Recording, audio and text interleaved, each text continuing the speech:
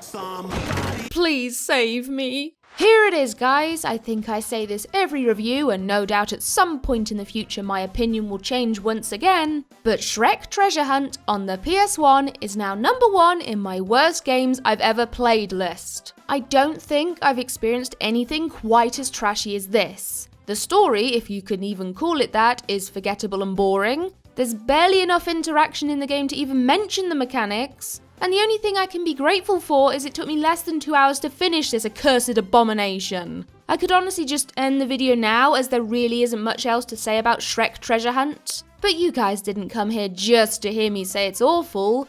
You want to see how much I suffered, don't you? Because secretly you love watching me be tormented by these terrible games, to be driven to the breaking point of my sanity, so crushed and run down that I start to question what reality is anymore. Oh, is that a cup of tea? Thank you, Martin!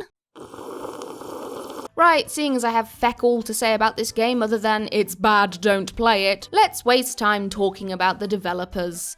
Anyone ever heard of the Code Monkeys? Yes?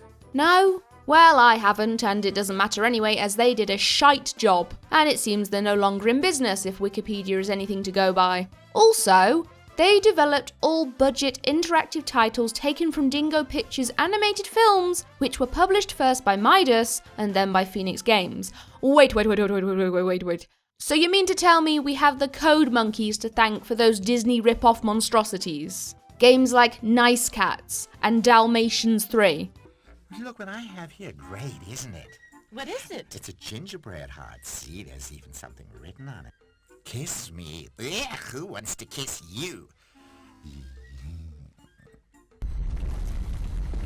Bloody hell, it's no wonder they shut their doors in 2011. The shame must have been too much to bear. And yeah, that's all I know about the Code Monkeys. I mean, they supposedly made a fairly okay game at least once during their existence. Goofy's Funhouse? Anyone ever played Goofy's Funhouse? Or even heard of it? Oh, you know what, this is just a complete waste of time. Let's just move on to the game at hand and talk about the— Oh, this game said nothing about jump scares. Get it out of my face, it's horrible. Actually, can you bring it back, please?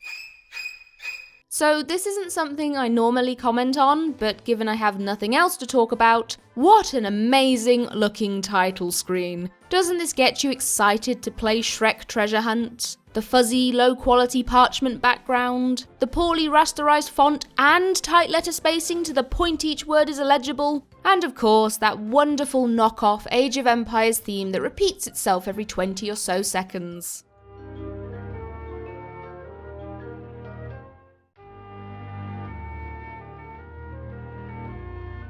And what do we have for options? Ooh, difficulty settings, very nice.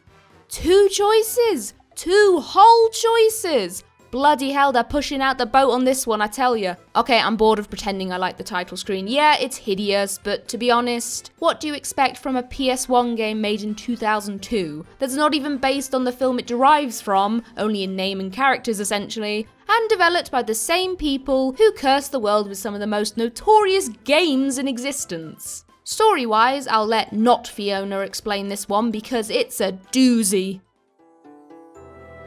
Shrek is planning a special picnic for Princess Fiona, but all the picnic items have gone missing. The items must be in the swamp somewhere. Use the swamp map to help Shrek locate and collect them all before Princess Fiona arrives. Did you get all that? I mean, it's fairly complicated after all. So once that riveting synopsis is out of the way, the game officially starts and— Oh dear. Have I messed up my emulator settings or something? Oh, this cannot possibly be the frame rate the game runs at. Nope, this is how the game's supposed to look. Jesus Christ. If I ever feel like I need to vomit, I'll just stick this game on and give it a whiz. Seriously though, for as short as this game was, I was debating on whether or not to finish it because it gave me a throbbing headache only 5 minutes in due to the jarring choppiness of the gameplay. Also, what's with Shrek's face? I know he's not the prettiest of people, but why does he look like a diseased green rhinoceros? Try me, bitch. Mind you, take a look at the environment and I suppose you have your answer. This has got to be one of the ugliest games I've ever laid my eyes upon. And I've played Bubsy 3D. What could possibly go wrong? Everything It's so disgustingly awful, it actually makes me angry to look at it. I mean, you can see for yourself how bad it is. And bear in mind, this was a PS1 game released in 2002. The PS2 had been out for more or less 2 years already. Crash Bandicoot, which Shrek Treasure Hunt rips off at times, looks far better than this. And that came out in 1996, 6 years prior. Whoa! What is their excuse for making a game this hideous? And what do we have here? Slide mechanics. For normal running.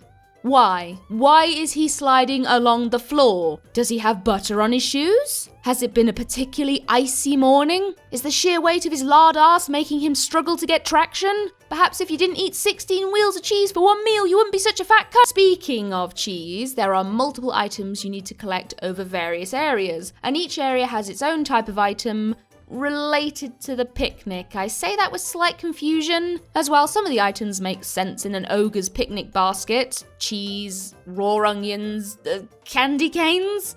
Others left me scratching my head. For example, I'm not sure what use they have for 20 horseshoes, 16 gnome wizard-looking feckers, or even 16 miniature knights. Are they gonna eat them? Play a game with them? Shove them up their asses? I don't know, I need answers, game, come on. Hunting down all the items in each area should have been a doddle, they're just lying about the place after all. But of course the game made finding them much harder than it needed to be. Firstly, by blanketing every area in a thick, Silent Hill-esque fog, which, in my opinion, gives the game a seriously creepy vibe. It would be fine if you were making a horror game, but this is supposed to be for kids. Why does it make me, an adult, feel so uneasy? I'm looking for my daughter. Cheryl is somewhere and she needs my help. Secondly, and this is probably my biggest gripe because it always is in these terrible games, why is the camera so awkwardly placed? Why do I have to have this bird's eye view of Shrek's arse? I want to look ahead so I can see the next item. Given the camera is so shoddy at times, you can imagine the amount of fun I had trying to evade da bad guys. Not that it matters, once again, as being hit by enemies has no repercussions to Shrek, other than he ends up with a bit of a bruised bum. You take no damage at all from running into them, or vice versa, and I just can't understand why they exist in Shrek Treasure Hunt other than to try and give a bit of life to this already dried out husk of a game. To make matters worse, or perhaps even hilarious, you can pick up invincibility power-ups, which, given Shrek doesn't take damage, are as pointless as the enemies themselves. Okay, yeah, they stop him from being knocked on his arse, but who gives a shit? He's down on the ground for about a second and then he's back up. And speaking of enemies, what a mixed bag we have here. It's as if the developers couldn't decide which route they wanted to take while designing them, realistic or magical. So they opted for both, which means in one area you'll see some fairly normal looking wild boars or the occasional grumpy bear, but then later on you get pummeled by white rabbits on pogo sticks, beavers balancing on rolling logs, and the biggest feckin' rooster you've ever seen in your life. I mean, come on, Shrek's gotta be what, 7 feet tall? And yet this mother clucker is almost the same size as him. Cock it. But like I said, none of it really matters as he cannot die from said enemies, nor can he die from a fall. And even when you're attempting some of the mini-games that require precise platforming, he technically doesn't die if he misses the jump. He just starts back at the last checkpoint, no lives lost because lives aren't even a thing in Shrek Treasure Hunt, and you're not even penalised by way of seconds being removed from the timer. Actually, I don't even know what this timer's measured in, as it's clearly not seconds given how slowly it counts down.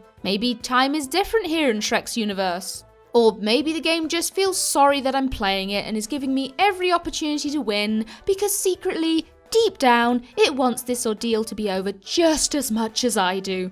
I suppose this gives me the opportunity to go into more detail about the mini-games. Well, don't get your hopes up because they're bloody boring for the most part. So collecting all the items in one area will unlock the local mini-game. And while the goal of each one is fairly simple, a few of them will leave you confused as to whether or not you're succeeding, as you don't seem to be having any impact on the game.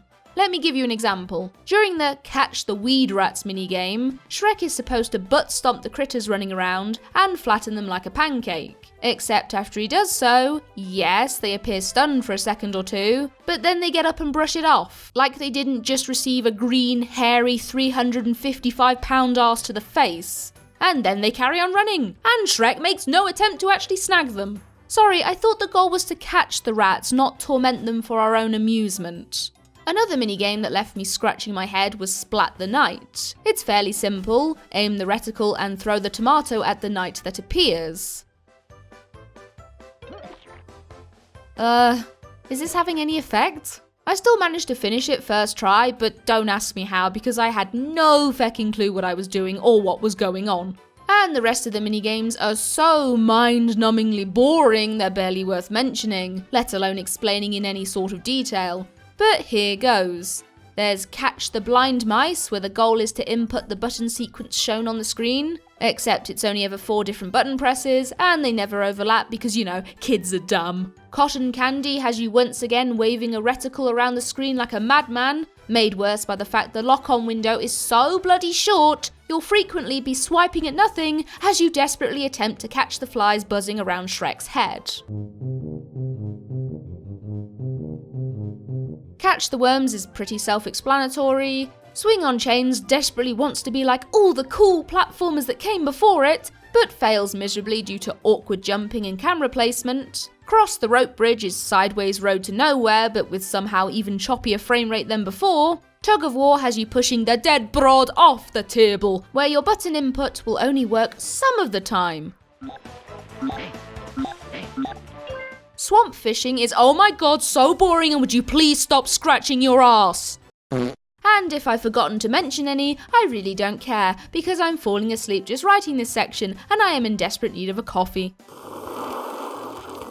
Finishing the minigames will award you with a cinematic of Shrek sexually assaulting a snake, and will usually unlock a key somewhere in the area, which you need to find as collecting 30 of these keys is necessary in order to reach the final minigame. I get the feeling, however, the developers either ran out of time to make more areas and minigames, or just couldn't be arsed anymore, as though Shrek Treasure Hunt starts off rewarding you with 1 key per area, the very last area contains about 2/3 of these keys alone, as if the devs went, you know what, screw it, and just emptied their bag of MacGuffins onto the floor. Not that I'm complaining, because the sooner this game is over, the sooner I can go throw up.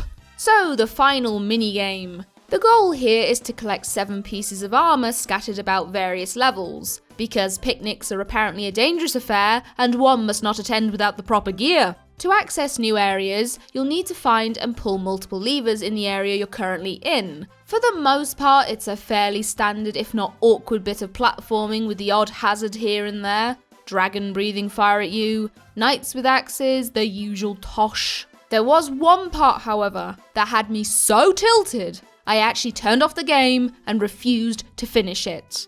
Until I looked up someone else's video to work out what to do, of course. This right here is bollocks. Why are we still here?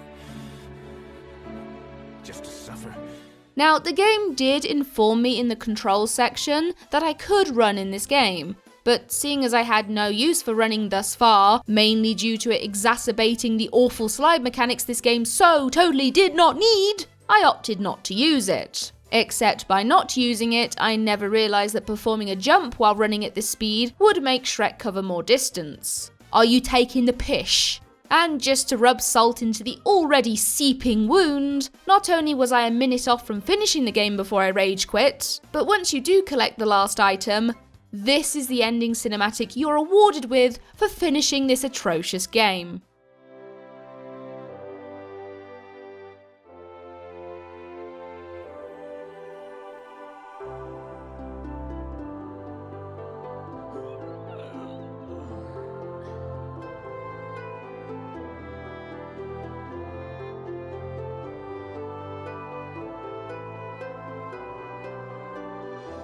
Yep, I'm as angry as you are. I mean, all that bloody food gone to waste. And that's Shrek Treasure Hunt. The credits roll, the game loops back to the beginning, and... Now, are there any redeeming features to this game? No. Okay, the music wasn't too bad, I guess, but it wasn't much to write home about either. Feeling less Shrek or even fantasy for that matter, and more every generic PS1 platformer made in the early 2000s kind of soundtrack. You know what I mean? And I swear some of the music's been ripped from Stuart Little too, which coincidentally came out just a few months prior to this.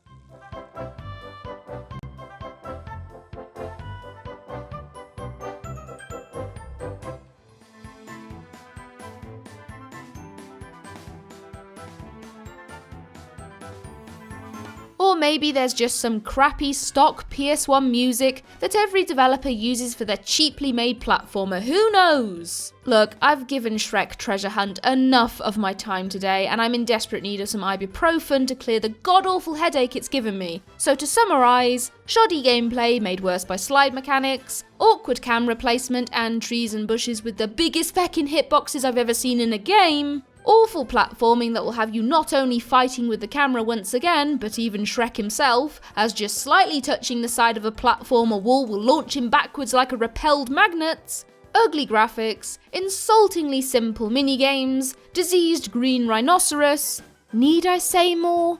And that's my review of Shrek Treasure Hunt on the PS1. If you enjoyed watching me suffer through this unpleasant to handle eyesore of a game, please leave a like as it really helps me out. And if you played this as a kid or have suggestions for equally atrocious games I could cover in the future, do let me know in the comments section. And as always, I'll catch you in whatever horrifying game I dare to play next. Peace out, guys!